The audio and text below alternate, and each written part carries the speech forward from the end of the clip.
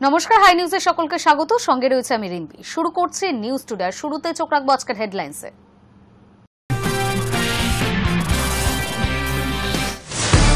আরজিকর খুন ও ধর্ষণ কাণ্ডের 1 বছর, প্রতিবাদে আবার রাত দখলের ডাক ওয়েস্ট বেঙ্গল জুনিয়র ডক্টরস ফ্রন্টের। নির্যাতিতার বাবা মায়ের নবান্ন অভিযানে পুলিশের পদক্ষেপে সায় হাইকোর্টের। বাণিজ্য নিয়ে আর ভারতের সঙ্গে আলোচনা নয়, সাফ মন্তব্য ট্রাম্পের। শুল্ক নিয়ে সমস্যার সমাধান না হলে আলোচনার পক্ষপাতী নন মার্কিন প্রেসিডেন্ট। ভারত থেকে অর্ডার নেওয়া বন্ধ করছে অ্যামাজন। একই পথে হাঁটতে পারে বেশ কিছু সংস্থা। ভারতীয় পণ্যে ট্রাম্পের শুল্ক চাপানোর পর থেকে এই সিদ্ধান্ত নিচ্ছে ই কমার্স সংস্থাগুলি। ইউনুসের চিঠিতে জাতীয় সংসদে ভোটের প্রস্তুতি শুরু করল বাংলাদেশের নির্বাচন কমিশন। আগামী ডিসেম্বরে ভোটের দিন ঘোষণা করা হতে পারে বলে জানিয়ে দিলেন বাংলাদেশের নির্বাচন কমিশন। ব্যক্তিগতভাবে রাহুল গান্ধী ফোন করে তার গৃহপ্রবেশ ও বৈঠকে আমন্ত্রণ করেছেন বলেই এসেছে। লোকসভার বিরোধী দলনেতার নৈশভোজ বৈঠকে যোগ দেওয়া নিয়ে বৃহস্পতিবার দিল্লিতে এমনই মন্তব্য করেছেন তৃণমূল কংগ্রেসের লোকসভার নেতা অভিষেক বন্দ্যোপাধ্যায়। অভিষেক সহ ইন্ডিয়া জোটের অন্যান্য নেতাদের উপস্থিতিতে বিজেপি এবং নির্বাচন কমিশনের ভোট চুরি নিয়ে শরিকদের সতর্ক করেন রাহুল। কমিশন এবং বিজেপি যৌথভাবে গণতন্ত্রের ওপর কিভাবে আঘাত আনছে সেটার প্রমাণও তুলে ধরেন তিনি।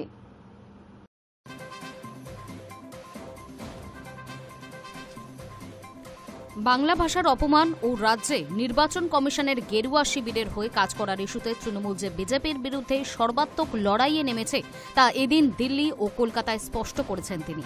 একই সঙ্গে কেন্দ্রীয় সরকারের কূটনৈতিক ব্যর্থতার নজির তুলে ধরে মোদির বন্ধু ট্রাম্প এর ভারতীয় পণ্যে 50% শুল্ক বৃদ্ধির জেরে বিজেপিকে কড়া ভাষায় আক্রমণ করেছেন অভিষেক। কংগ্রেসের সঙ্গে সম্পর্ক নিয়ে রাহুলের বাড়ি যাওয়ার আগে রাজধানীতে তৃণমূলের কার্যালয়ে সাংবাদিকদের প্রশ্নের উত্তরে ডায়মন্ড হারবারের সাংসদ স্পষ্ট জানান, আমাদের কাছে বাংলায় প্রায়োরিটি। সেখানে আমাদের পাশে কেউ থাকলে আমরাও তাদের সঙ্গে দুপা চলতে পারি। কংগ্রেস তো আজ বাংলার ইস্যুতে আমাদের পাশে দাঁড়িয়েছে, এটা তো ভালো বিষয়। বিরোধীদের জোট ইন্ডিয়ার বৈঠকে অংশগ্রহণ নিয়েও এদিন সাংবাদিকদের কাছে তৃণমূলের অবস্থান স্পষ্ট করেন অভিষেক। বলেন, আমরা তো ইন্ডিয়া জোটের বৈঠকে কোনো দিন না যাওয়া করিনি, মমতাদি নিজে গিয়েছেন। 2025 সালের সংসদীয় নির্বাচনে ইন্ডিয়া জোটের শরিকদের সঙ্গে তৃণমূলের আসন রফা না হওয়া নিয়েও এদিন দলের তরফে ব্যাখ্যা দিয়েছেন লোকসভার নেতা। বলেছেন, ইন্ডিয়ার বৈঠকে আমরা আসন ভাগাভাগির কথা বলেছিলাম, ওরাই দেরি করে কিছু না জানানোয় আমরা একলা লড়ার সিদ্ধান্ত নিয়েছিলাম। তৃণমূল যে ইন্ডিয়া জোটের ঐক্যের পক্ষেই সেটা আরও একবার স্পষ্ট করে দিয়ে দলের সর্বভারতীয় সাধারণ সম্পাদক বলেছেন, ওরা 2 পা হাঁটলে তৃণমূল 4 পা হাঁটবে। ওই বৈঠকে যেভাবে রাহুল গান্ধী এবং সোনিয়া গান্ধী অভিষেক এবং ডেরেক ওব্রায়েনকে অভ্যর্থনা জানিয়েছেন সেটাও তাৎপর্যপূর্ণ। অভিষেক ছাড়াও ইন্ডিয়া জোটের ওই বৈঠকে অখিলেশ যাদব, উদ্ধব ঠাকরে, শরদ পাওয়ার, মেহবুবা মুফতি, ফারুক আবদুল্লাহ, এম.এ. বেবি, কমল হাসান সহ জোটের অন্যান্য নেতারাও ছিলেন। ওই বৈঠকে কংগ্রেস নেতৃত্ব বিহারের এসআইআর, মোদির বিদেশ নীতির ব্যর্থতা এবং নির্বাচন কমিশনের ভোট চুরি নিয়ে নরেন্দ্র মোদীকে কোণঠাসা করার ক্ষেত্রে শরিকদের সহযোগিতা চেয়েছেন। শুধু তাই নয়, আগামী 24শে আগস্ট বিহারের রাহুল গান্ধী এবং তেজস্বী যাদবের যৌথ জনসভায় ইন্ডিয়া জোটের সব শরিককে আমন্ত্রণ জানানো হয়েছে। আমন্ত্রণ জানানো হয়েছে মমতা বন্দ্যোপাধ্যায় এবং অভিষেক বন্দ্যোপাধ্যায়কেও। High News Network. আগামী শনিবার 9 আগস্ট আরজিকর খুন ও ধর্ষণ কাণ্ডের 1 বছর। প্রতিবাদে শুক্রবার রাত দখলের ডাক ওয়েস্ট বেঙ্গল জুনিয়র ডক্টর ফ্রন্টের। শনিবার নবান্ন অভিযানের ডাক নির্যাতিতা চিকিৎসকের বাবা এবং মায়ের। তবে নবান্ন অভিযানকে কেন্দ্র করে হাইকোর্টের ডিভিশন বেঞ্চে দায়ের হয়েছিল মামলা। সেই মামলায় পুলিশি পদক্ষেপেই সায় কলকাতা হাইকোর্টের। আরজিকর ইস্যুতে আগামী শনিবার নবান্ন অভিযানের ডাক দিয়েছিলেন নির্যাতিতা চিকিৎসকের পরিবার, যাকে কেন্দ্র করে মামলা দায়ের হয়েছিল হাইকোর্টের ডিভিশন বেঞ্চে। এবার সেই মামলায় পুলিশি পদক্ষেপে সায় দিল কলকাতা হাইকোর্ট। বৃহস্পতিবার সেই মামলার শুনানির পর বিচারপতি সুজয় পাল ও বিচারপতি স্মিতা দাস দেব ডিভিশন বেঞ্চের নির্দেশ, শান্তিপূর্ণ প্রতিবাদ ও ধর্ণা কর্মসূচি সাংবিধানিক অধিকার।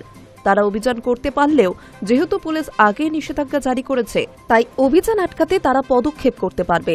পাশাপাশি কর্মসূচিতে অংশগ্রহণকারীদের প্রতি আদালতের পরামর্শ, কোনো সরকারি সম্পত্তি বা পুলিশ আধিকারিকদের কোনো ক্ষতি সাধন না করে কর্মসূচি করাই বাঞ্ছনীয়। উল্লেখ্য, আগামী 9 তারিখ আরজিকর ধর্ষণ ও খুনের ঘটনার 1 বছর। সেই ঘটনার প্রতিবাদে 8 তারিখ শুক্রবার রাত থেকে শহর জুড়ে রাত দখল কর্মসূচির ডাক ওয়েস্ট বেঙ্গল জুনিয়র ডক্টরস ফ্রন্টের। এদিকে এই ঘটনা সঠিক তদন্তের দাবিতে ফের সরব হয়েছেন নির্যাতিতার বাবা মা। প্রসঙ্গত, আগামী 9 আগস্ট নবান্ন অভিযানে জনজীবন ব্যাহত হওয়ার আশঙ্কায় জনস্বার্থ মামলা দায়ের হয় কলকাতা হাইকোর্টে। আগে এই নিয়ে হাইকোর্টে মামলা দায়ের করেন ব্যবসায়ীরা। সেই মামলা বিচারপতি তীর্থঙ্কর ঘোষের এজলাসে এখনও বিচারাধীন। মামলাকারীদের বক্তব্য, নবান্ন অভিযান হলে যারা রাস্তায় বের হন তাদের সব ক্ষেত্রেই সমস্যায় পড়তে হয়, ভোগান্তিতে পড়তে হয় পথ চলতি সাধারণ মানুষকে। Hi News Network. আর্থিক সংকট পরিবারে, সেই কারণে একসঙ্গে আত্মহত্যার চেষ্টা। ঘটনায় দুজনের মৃত্যু হয়েছে। আশঙ্কাজনক অবস্থায় একজন হাসপাতালে ভর্তি। রাজারহাট নারায়ণপুরের এই ঘটনায় ছড়িয়েছে চাঞ্চল্য।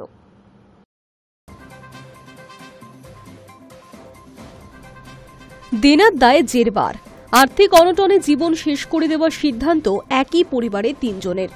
সম্ভবত ঘুমের ওষুধ খেয়ে একই পরিবারে 3 জন আত্মহত্যার পরিকল্পনা করেন। দুজনের মৃত্যু হয়েছে, একজনের অবস্থা আশঙ্কাজনক। জানা গিয়েছে রাজারহাটের নারায়ণপুর দেবী পার্ক এলাকার বাসিন্দা সঞ্জয় দে স্ত্রী এবং শাশুড়ির সঙ্গেই থাকতেন তিনি। স্থানীয় সূত্রে জানা গিয়েছে ভালোই আয় ছিল তার, তবে সম্প্রতি আর্থিক সংকটে ভুগছিলেন। তার ফলে বাজারে নাকি প্রচুর পরিমাণ ধার দেনা হয়ে গিয়েছিল।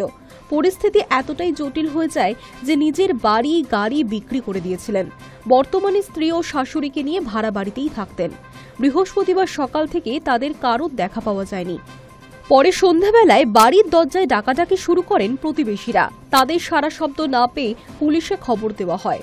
ভিতর থেকে বন্ধ দরজা ভেঙে ভিতরে ঢোকে পুলিশ। ঘরে ঢুকে পুলিশ দেখতে পায় সঞ্জয় দে অচৈতন্য অবস্থায় পড়ে রয়েছে। তার অবস্থা আশঙ্কাজনক। স্ত্রী ও শাশুড়ির মৃত্যু হয়েছে। সঞ্জয় বাবুকে উদ্ধার করে হাসপাতালে ভর্তি করানো হয়। বাকি দুজনের দেহ ময়নাতদন্তে পাঠানো হয়েছে। পুলিশের প্রাথমিক অনুমান, ঘুমের ওষুধ খেয়ে আত্মহত্যার পরিকল্পনা ছিল তাদের। দুজনের মৃত্যু হলেও সঞ্জয় বাবু প্রাণে বেঁচে যান। আর এই ঘটনায় একাধিক প্রশ্নের জট। কী কারণে বাজারে এত টাকা ধার হয়ে গেল তার? কাদের থেকেই বা টাকা ধার নিয়েছিলেন তা এখনো স্পষ্ট নয়। পুলিশ বিষয়টি খতিয়ে দেখছে। আপাতত প্রতিবেশী এবং পরিবারের অন্যান্যদের সঙ্গে কথা বলে ঘটনার সম্পর্কে তথ্য জোগাড়ের চেষ্টা করছেন তদন্তকারীরা। বলে রাখা ভালো, এই ঘটনা যেন আরও একবার ট্যাংরা কাণ্ডের স্মৃতি উস্কে দিয়েছে। সেখানেও 2 ভাই তাদের স্ত্রী ও সন্তানকে খুন করে আত্মহত্যার পরিকল্পনা করে। পরিবারের এক কন্যা সন্তান সহ 2 মহিলার মৃত্যু হয়। পরিবারের একমাত্র পুত্র সন্তান সহ 2 ভাই অবশ্য প্রাণে বেঁচে গিয়েছিলেন। High News Network. 22শে শ্রাবণ কবিগুরু রবীন্দ্রনাথ ঠাকুরের প্রয়াণ দিবস। বিশ্বভারতী বিশ্ববিদ্যালয়ের নানান অনুষ্ঠানের মধ্যে দিয়ে পালিত হল এই দিনটি। শুক্রবার একগুচ্ছ কর্মসূচি বিশ্বভারতী কর্তৃপক্ষের। ভোর 5টায় গৌড় প্রাঙ্গণে বৈতালিকের মধ্যে দিয়ে শুরু হয় সারাদিনের অনুষ্ঠান। বৈতালিকের পাশাপাশি সকাল 7টায় উপাসনা গৃহে উপাসনা হয় এবং এরপর উদয়ন বাড়িতে পুষ্পার্ঘ্য নিবেদন করা হয় কবিগুরু রবীন্দ্রনাথ ঠাকুরের আসনে। বিশ্বভারতের অধ্যাপক অধ্যাপিকা থেকে শুরু করে পড়ুয়া এবং প্রাক্তনীরা কবিগুরুকে স্মরণ করে নানান অনুষ্ঠানের আয়োজন করেন এদিন।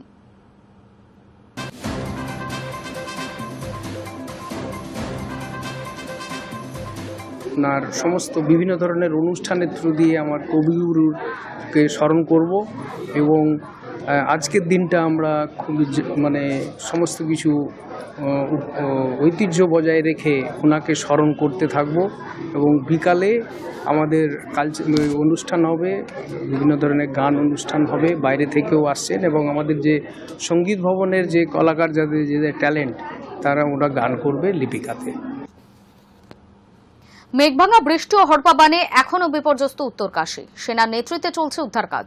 বৃহস্পতিবার অন্তত 70 জনকে উদ্ধার করা সম্ভব হয়েছে। এখনও নিখোঁজ 50 জন। এই পরিস্থিতিতে দেরাদুনের স্কুল কলেজ অনির্দিষ্টকালের জন্য বন্ধ রাখা হয়েছে। মেঘভাঙা বৃষ্টি ও হড়পাবানে এখনও বিপর্যস্ত উত্তরকাশী। সেনার নেতৃত্বে চলছে উদ্ধার কাজ। বৃহস্পতিবার অন্তত 70 জনকে উদ্ধার করা সম্ভব হয়েছে। এখনও নিখোঁজ 50 জন। এ পর্যন্ত 4 জনের মৃত্যুর কথা জানা গিয়েছে। দেরাদুনের স্কুল কলেজ অনির্দিষ্টকালের জন্য বন্ধ রাখা হয়েছে। গত মঙ্গলবার মেঘভাঙা বৃষ্টির জেরে হড়পা বানে ধস নেমে জলের তোড়ে ভেসে গিয়ে মৃত্যু হয় 4 জনের। নিখোঁজ ছিল বহু। প্রাকৃতিক আবহে নৈনিতাল, তেহরি, চামোলি, রুদ্রপ্রয়াগ, আলমোড়া এবং বাগেশ্বর জেলা কার্যত অবরুদ্ধ হয়ে পড়ে। দেবভূমির উত্তরকাশের ধারালি গ্রামের হাড় হিম করা ভিডিও দেখে শিউরে উঠছেন নেটিজেনরা। সূত্রের খবর, হরপাবানে বহু বাড়িঘর তো বটেই, গ্রামে থাকা অন্তত 20 থেকে 25টি হোটেল ও হোমস্টেও ভেসে গিয়েছে। ক্ষীরগঙ্গা নদীর অববাহিকা অঞ্চলের গ্রামের ভয়ঙ্কর প্রাকৃতিক বিপর্যয়ের ভিডিও ভাইরাল হয়েছে সোশ্যাল মিডিয়ায়। সেখানে দেখা গিয়েছে জলের তোড়ে ভেসে যাচ্ছে বাড়ি, দোকানপাট। দেবভূমির উত্তরকাশের ধারালি গ্রামের হাড় হিম করা ভিডিও দেখে শিউরে উঠছেন লোকজনেরা। দুর্যোগের খবর পাওয়ার পরেই উদ্ধার কাজ শুরু করে জেলা প্রশাসন। ঘটনাস্থলে পৌঁছায় রাজ্য এবং জাতীয় বিপর্যয় মোকাবিলা বাহিনী। উত্তরাখণ্ডের মুখ্যমন্ত্রী পুষ্কর সিং ধামি জানিয়েছে, ঘটনাস্থলে পৌঁছেছে ইন্দো টিবেটান বর্ডার পুলিশের 16 জন সদস্য। শুক্রবারও এই 50 জনের নিখোঁজের খোঁজ চলছে। High News network. ভোট চুরি নিয়ে কংগ্রেস নেতা রাহুল গান্ধীর অভিযোগের জবাব দিল নির্বাচন কমিশন। দলনেতার অনিয়মের অভিযোগ প্রসঙ্গে কড়া মনোভাব দেখালো কমিশন। কংগ্রেস নেতা রাহুল গান্ধীর ভোট চুরির অভিযোগে জবাব দিল নির্বাচন কমিশন। কর্ণাটক নিয়ে বিরোধী দলনেতার অনিয়মের অভিযোগ প্রসঙ্গে কড়া মনোভাব দেখিয়েছে কমিশন। কংগ্রেস সাংসদকে একটি চিঠিতে কমিশন বলেছে, তিনি যদি ভোটারদের নাম, ঠিকানা ও পরিচয় নিয়ে রিগিংয়ের অভিযোগ তুলে থাকেন, তাহলে তিনি যেন তাতে হলফ করে সত্যি বলছি বলে স্বাক্ষর দেন এবং অভিযোগের প্রমাণ দাখিল করেন।